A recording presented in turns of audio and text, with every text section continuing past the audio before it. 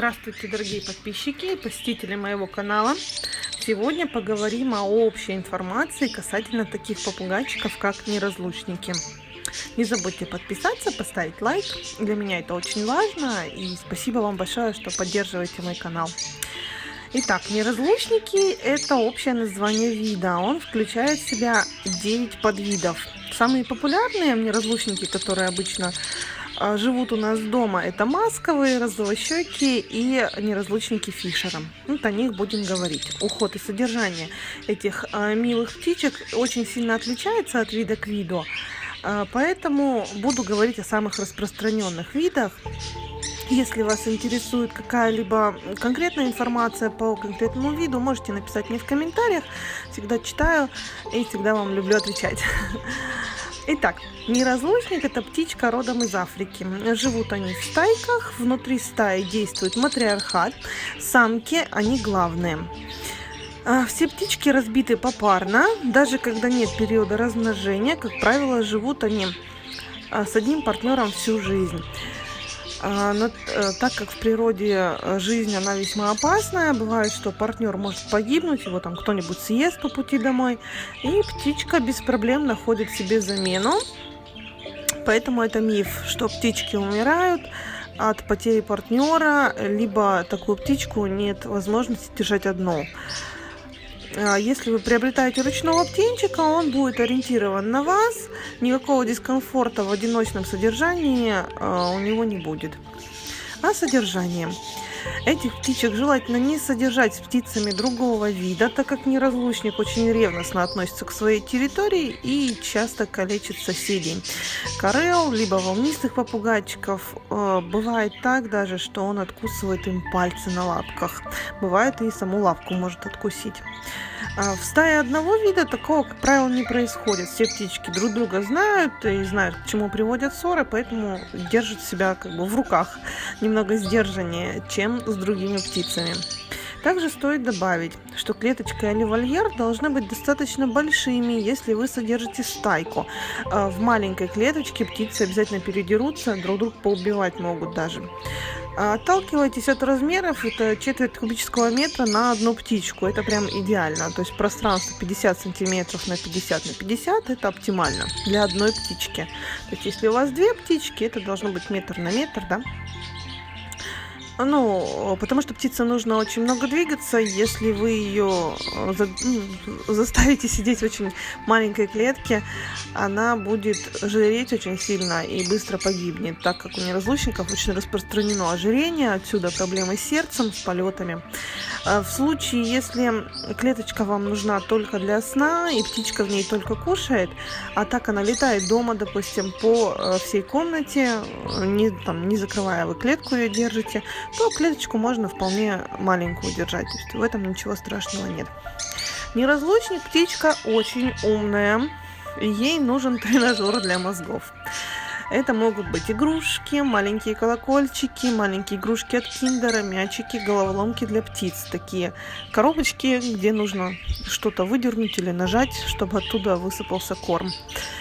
А также им необходим материал для стачивания клюва. Это может быть минеральный камень, это куски коры с рыхлой древесиной. Такие вещи, если вы приносите домой, именно природные, то обязательно это все нужно ошпаривать кипятком, потому что древесина – это у нас источник чесоточного клеща. Это надо помнить, все хорошо нужно мыть. Также ветки ивы или березы птички с удовольствием грызут. Если птица будет ограничена в играх и в пище для ума, она начнет вырывать из себя перья. Частое такое явление, что дома один или два неразлучника сидят, головы у них только пушистые, а сами они очень лысые. Это как раз таки вот повод к тому, что птице нечем себя занять, у нее психическое состояние ухудшается, и она начинает с себя драть перья, потому что больше делать, собственно говоря, нечего. Также стоит отметить, что покупка пары не решит эту проблему, если у вас одна птичка уже лысая. Да, если в клетке нечем будет заняться, то и вторая птичка скоро тоже облысеет. Это нужно, конечно, перед тем, как ставить такой диагноз, нужно исключить там инфекции, какие-то клещи или грибки. То есть нужно обязательно обратиться к ветеринару. Также неразлучники привыкли спать в убежище. Это их инстинктивное желание на ночь спрятаться. Повесите небольшой гамачок, который будет сквозной, то есть и выход, и вход, да, у них будет. И он будет с радостью туда прятаться на ночь. Но гамак не должен быть похож на гнездо. То есть не должно быть одного входа, а внутри темно.